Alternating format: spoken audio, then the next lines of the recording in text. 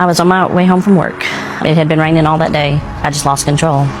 Lisa's SUV slid into the path of Anthony's oncoming car. I remember seeing the car come through my windshield, and that's it. I blacked out. I remember waking up.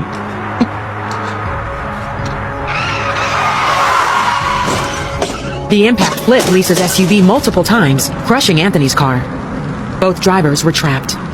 My feet were on fire. The car was filling up with smoke. There was fire coming in through my left door, and it had burnt my arm, my leg. I didn't feel no pain or anything like that, but I just knew I wasn't going to die this way, and the steering wheel was stuck in my chest. I couldn't move. Anthony blacked out a second time. Lisa began to pray. I just remember saying, God help me. And it seemed like when I had that peace come over me that everything was going to be okay, is when Sherry showed up. Sherry and Cody Clemens saw the wrecked vehicles and raced to help.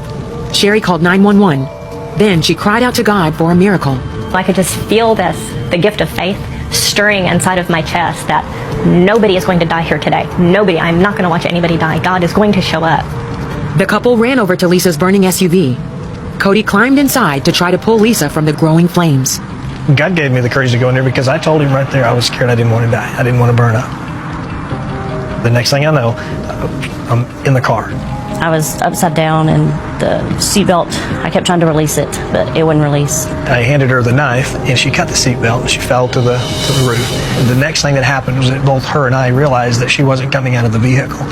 The roof had been crushed, and there was not much room, maybe less than 8 inches or for her to get through. In a split second, the impossible situation turned into a divine rescue. When I reached out, we grabbed each other's hands. There was another set of hands that grabbed our hands. As I saw Cody's hands, I saw a set of just white hands around his. As he started pulling me through, it was just a burst of white light. Before I knew it, we were both outside the vehicle. Sherry, who had been standing next to the SUV, witnessed the whole thing. God sent an angel to pull Lisa out of that car. And I saw this bright white light. And then I saw these hands reach past me where there was no room. And they grabbed a hold of Cody's hands and Lisa's hands. And all of a sudden it was like, boop. Cody and Lisa were on the grass next to me. It could only be God's angels pulling me through there. But the worst was far from over. A few feet away, Anthony lay unconscious, with no way to escape the fire consuming his car. There was this huge explosion, and the flames just completely rolled over the car and over Anthony, just consumed it in the black rolling flames. And I just screamed. I said, God, send your angels now. At that moment, another eyewitness saw a second miracle unfold. I was just crying out, God, you've got to help this man. You've got to help this man. And he seemed to just emerge through the door, and he just kind of floated out on the ground. So I believe that God sent supernatural angels here to help him get out of that vehicle.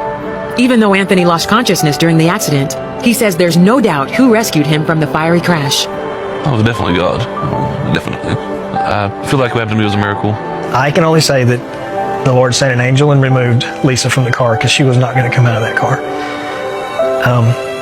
And he also sent an angel and pulled Anthony out of his car because he was not coming out of that car either. Soon after, firefighters arrived to douse the flames. God had already pulled everybody out of the vehicles, and everybody was on the grass. And all of a sudden we look over, and everybody looks, and here's this huge rainbow just completely encompassing the entire scene. Lisa and Anthony were taken to the hospital with serious injuries, including broken bones and severe burns. I went through 8 months of rehab, and I'm able to walk. Recovery has been great. My burns have healed with no problems, no skin grafts. That was another miracle that happened. It took me, I think, over a year. I was going between a walker and crutches, and then from crutches to a cane. I feel good to be walking with a cane, but I still want to walk without one. 2 years later, the miracle on Highway 6 remains etched in their minds. A day that desperate prayers were answered, precious lives were saved, and God orchestrated a heroic rescue. He's an awesome God because he loves us so much. So I think it's his mercy, being covered and protected in the blood of Jesus. And that's what it was. The angel of death, or whatever, it passed over. He didn't have any right. He had no authority to take anybody's life that day because Jesus was there and he pulled him out.